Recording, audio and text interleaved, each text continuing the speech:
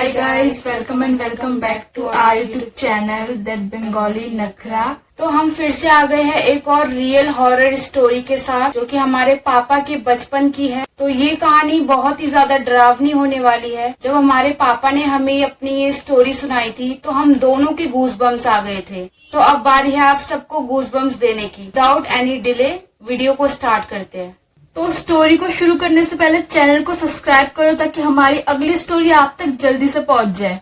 तो चलो कहानी को बिल्कुल स्टार्टिंग से शुरू करते हैं। तो हमारे पापा का जन्म वेस्ट बंगाल में ही हुआ था। उन्होंने अपने पूरा बचपन वेस्ट बंगाल में ही गुजारा, वहीं से अपनी पूरी पढ़ाई की और साथ ही बहुत सारे दोस्त बनाए, जैसे हर बच्चा दोस्त बनाता है। उन्होंने कई दोस्त बनाए, जैसे अपने स्कूल से, आस पड़ोस से। तो हमारे पापा की पूरी जॉइंट फैमिली वेस्ट बंगाल में ही रहा करती थी। वहाँ पर वो लोग खेती करते थे और मेरे पापा के 4 और भाई थे और एक बहन थी, जिसमें से मेरे पापा सबसे छोटे थे। तो वेस्ट बंगाल में हमारे दादा अनाज बेचने का काम करते थे और हमारी दादी घर पर ही रहा करती थी। मेरे दादा इतना कमाते थे कि घर में कभी भी पैसे की कोई कमी नहीं रहती थी। तो जिस टाइम की ये घटना है उस टाइम पे मेरे पापा काफी छोटे थे और उनके जितने भी भाई थे वो सारे के सारे छोटे थे। तो एक आम बच्चे की तरह वो और उनके सारे भाई बहुत ज्यादा मस्ती किया करते थे। तो मेरे पापा और उनके जितने भी भाई थे सारे पढ़ाई में बहुत कमजोर थे।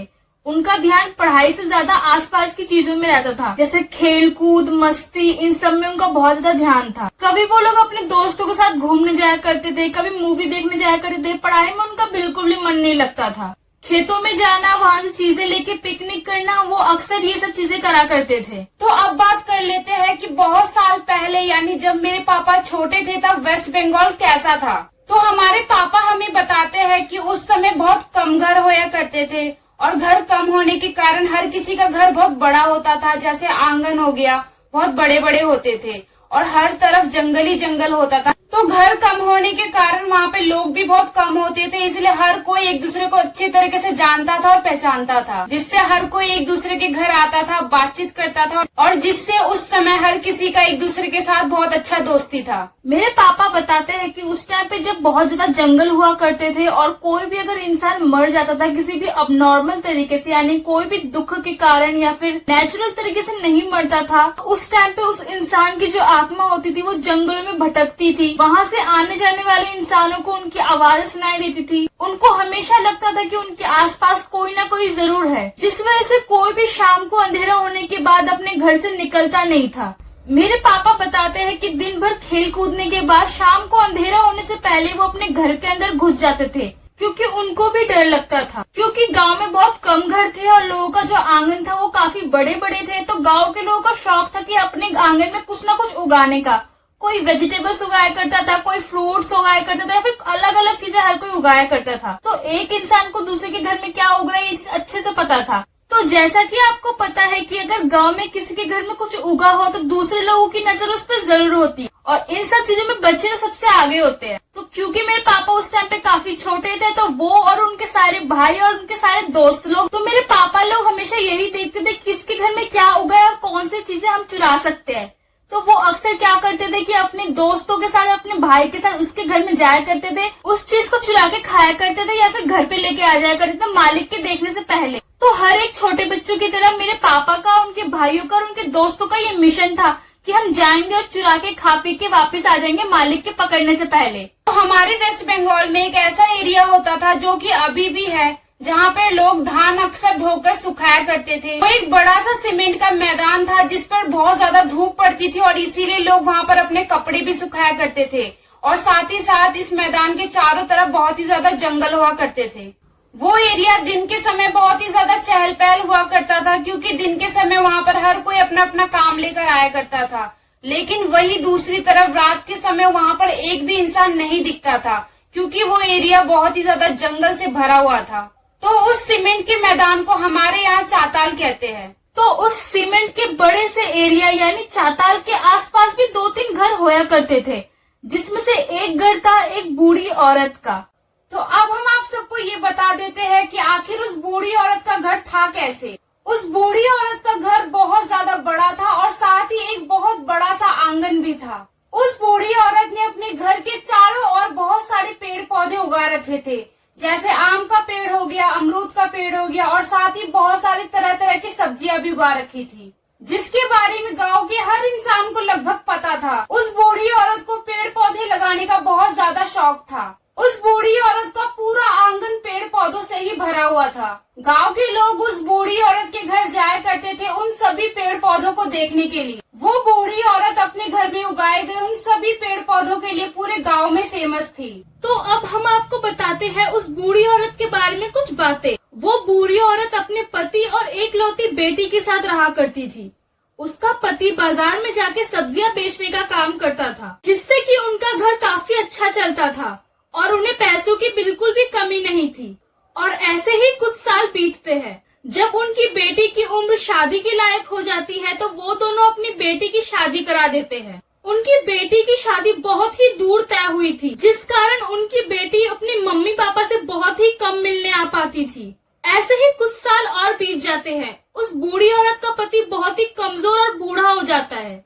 उनके पति ने अब कमजोरी के कारण बाजार में जाकर सब्जियां बेचना बंद कर दिया था और अब वो घर पर ही रहा करते थे, क्योंकि उस बूढ़ी औरत के घर में सिर्फ उसका पति ही कमाता था, परंतु खराब तबीयत की वजह से अब वो भी घर पर ही रहा करते थे, जिस वजह से उस बूढ़ी औरत का घर बहुत ही मुश्किल से चल रहा था। धीरे धीरे बुढ़ापे और कमजोरी के कारण उसके पति की मृत्यु हो जाती है। तो पति के मरने के बाद अब उस बड़े से घर में सिर्फ वो बूढ़ी औरत ही रह जाती है। वो बूढ़ी औरत अब अपना जीवन बहुत मुश्किल से बिता रही थी, बिना पति और बिना बच्चे के। तो अब उस बूढ़ी औरत के लिए उस बड़े से घर में रहकर अपना जिंदगी बिताना बहुत ही मुश्किल हो रहा था। वो हर समय बस अपने आंगन में बैठकर अपने पति और अपने बच्चे को याद किया करती थी, क्योंकि उसकी पति की मृत्यु हो चुकी थी और उसकी बेटी की शादी बहुत दूर तय हुई थी, जिस कारण वो अपनी बेटी से मिल भी नहीं पाती थी। और उस बूढ़ी औरत का कोई बेटा भी नहीं था जो कि उसको कमा के खिला पाए, और इसी वजह से वो अपने आंगन में उगाए गए फल सब्जियों से ही काम चलाया करती थी और फ्यूचर के लिए अलग अलग सब्जियां भी उगाया करती थी। अपने उस बड़े से घर में अकेले रहने के कारण अब वो बूढ़ी औरत पागलों जैसे हरकतें करने लगी थी। उनका मानसिक संतुलन बिल्कुल बिगड़ चुका था। हमारे पापा बताते हैं कि गांव का कोई भी इंसान अगर उस बूढ़ी औरत से मिलने जाया करता था तो अक्सर वो अपने आंगन में बैठकर अपने पेड़ पौधों से अकेले में बातें किया करती थी, क्योंकि उस बूढ़ी औरत का मानसिक स्थिति बिल्कुल खराब हो चुका था। इसीलिए वो अपने उगाए गए पेड़ पौधों को अपना पति और अपनी बेटी समझकर दिन भर बात किया करती थी।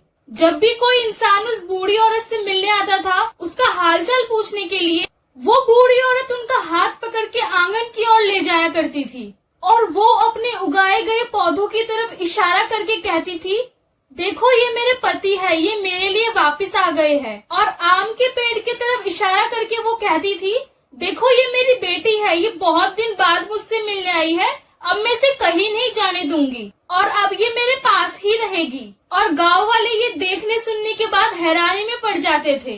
कुछ गांव वालों ने उन्हें समझाने की बहुत कोशिश। गांव वाले उस बूढ़ी औरत को समझाते थे कि ये तुम्हारे पति और तुम्हारी बेटी नहीं है, ये सामान्य पेड़ पौधे हैं। जिसे सुनकर वो बूढ़ी औरत काफी गुस्से में आ जाती थी। वो उन्हें भला बुरा कहती थी और उनपे पत्थर भी फेंका करती थी और उन्हें वहाँ से चले जाने को बोलकर वो भागकर सीधे आंगन में चली जाती थी और चुपचाप से बैठ जाती थी। उन्हीं पेड़ पौधों से वो गांव वालों की बुराइयां करती थी, जिनको वो अपना बेटी और पति मानती थी।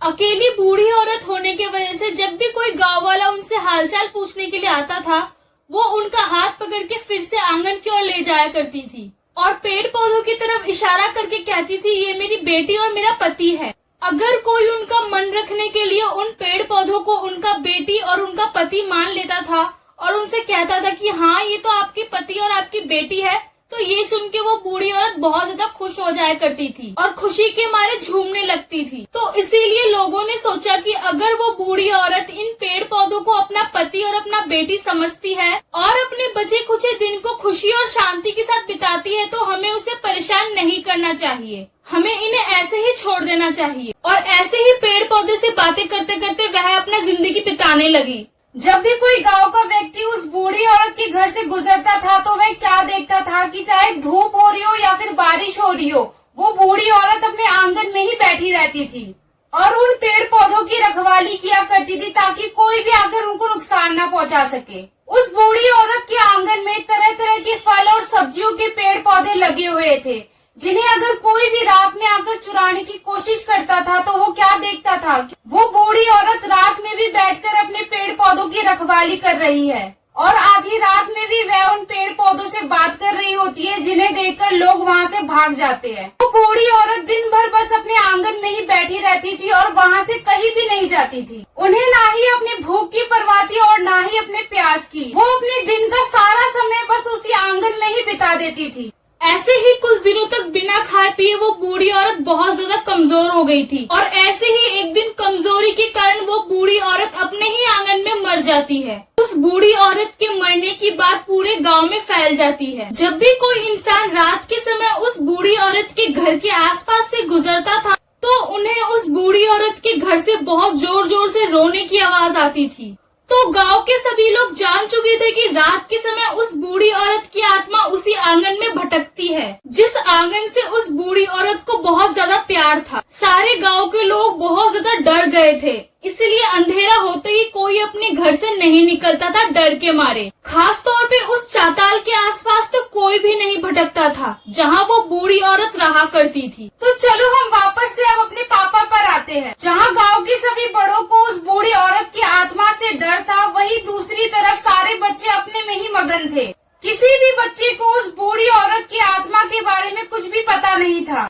तो एक दिन की बात है, रात का समय था और मेरी दादी खाना बना रही थी और मेरे दादा किसी काम से बाहर जा रखे थे। तो खाना बनाते समय मेरी दादी ने देखा कि घर में तो नमक ही खत्म हो गया है। तो आप सबको बता देते हैं कि हमारी जो दादी है वो किसी से भी कुछ भी नहीं मांगती है, बल्कि दूसरों को चीजें दिया करती है। तो घर में नमक खत्म देखकर मेरी दादी ने मेरे पापा को नमक लाने के लिए पैसे दिए और साथ ही उनके बड़े भाई यानी मेरे चाचा को भी मेरे पापा के साथ भेज दिया, क्योंकि बाहर बहुत अंधेरा हो चुका था। पैसे देते समय मेरी दादी ने मेरे चाचा और मेरे पापा से कहा कि तुम दोनों चाताल की तरफ से दुकान बिल्कुल भी मत जाना, बल्कि दूसरी तरफ से दुकान जाना। और मेरे पापा और मेरे चाचा ने कहा दादी से कि ठीक है, हम चाताल की तरफ से दुकान नहीं जाएंगे। घर से निकलते ही मेरे पापा ने मेरे चाचा से कहा कि एक तो दुकान एक ही है, ऊपर से इतना दूर है, अगर लंबे रास्ते से जाएंगे तो कब नमक लाएंगे, कब खाना बनेगा और कब हम खाएंगे। इतना बोलते ही दोनों भाइयों ने सोचा कि चाताल वाले रास्ते से फटाफट चले जाएंगे, जल्दी दुकान पहुंच जाएंगे और फटाफट से नमक ले लेंगे और घर वापस आ जाएंगे। और वो दोनों भाई उसी चाताल वाले रास्ते में घुस गए। जैसे ही वो दोनों चाताल में घुस गए, पहले उन्होंने चाताल क्रॉस किया और चाताल के क्रॉस करते ही उस बूढ़ी औरत का घर आ गया। उन्होंने उस बूढ़ी औरत के घर की ओर ना देखकर सीधा दुकान की तरफ बढ़ने लगे। फाइनली वो लोग दुकान पहुंच गए। उन्होंने नमक खरीदा और वापस वही चाताल वाला रास्ता लेके घर की तरफ बढ़ने लगे। भले ही उन दोनों भाइयों ने नमक लेने जाते समय उस बूढ़ी औरत के घर की तरफ ध्यान नहीं दिया, परंतु आते समय उन दोनों की नजर गलती से उस बूढ़ी औरत के घर की ओर चली गई।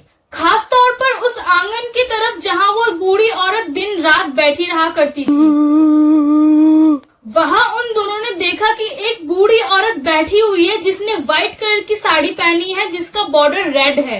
वहाँ वो बूढ़ी औरत अपने पैरों को आगे की ओर फैलाकर हल्का सा उठाकर अपने दोनों हाथों को उन पैरों के ऊपर रख के बैठी हुई थी, कुछ इस तरह से, और वो बस एक टकटकी लगा के अपने आंगन में लगे उन पौधों की तरफ घूरी जा रही थी। जैसे ही उन्होंने उस बूढ़ी औरत के फेस की तरफ देखा, उन्हें पता चला ये तो वही बूढ़ी औरत है जो कुछ दिन पहले इसी आंगन में मर गई थी। उस बूढ़ी औरत को देखने के बाद मेरे पापा ने मेरे चाचा की ओर देखा और मेरे चाचा ने मेरे पापा की तरफ देखा और डर की वजह से मेरे चाचा उसी समय उसी जगह पर बेहोश हो गए। एक तरफ उसी बूढ़ी औरत की आत्मा थी और दूसरी तरफ मेरे चाचा बेहोश पड़े थे। चाचा को ऐसे बेहोश देखकर मेरे पापा और भी ज्यादा घबरा गए कि इस समय मैं आखिर करूँ तो करूँ क्या।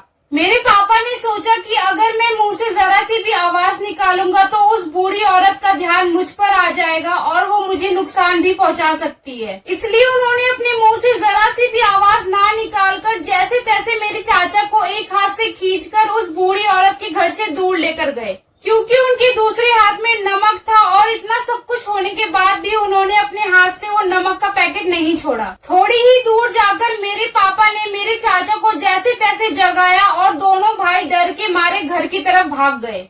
और डर के मारे दोनों भाई बिना खाना पीना खाए ही घर पे सो गए। सुबह उठकर उन्होंने मेरी दादी को यानी अपनी मम्मी को उनके साथ कल रात को क्या हुआ था ये सब कुछ बताया। और ये सब सुनने के बाद मेरी दादी ने उन दोनों की बहुत ज्यादा वाट लगाई और उन्होंने उनसे कहा कि मेरे इतने मना करने के बाद भी तुम लोग चाताल वाले रास्ते से क्यों गए दुकान। और इस घटना के बाद मेरे चाचा और मेरे पापा ने ये कसम खा ली थी कि रात के समय तो क्या हम दिन के समय में भी उस चाताल के आसपास नहीं भटकेंगे, खास तौर पर उस बूढ़ी औरत के घर के सामने तो बिल्कुल भी नहीं भटकेंगे।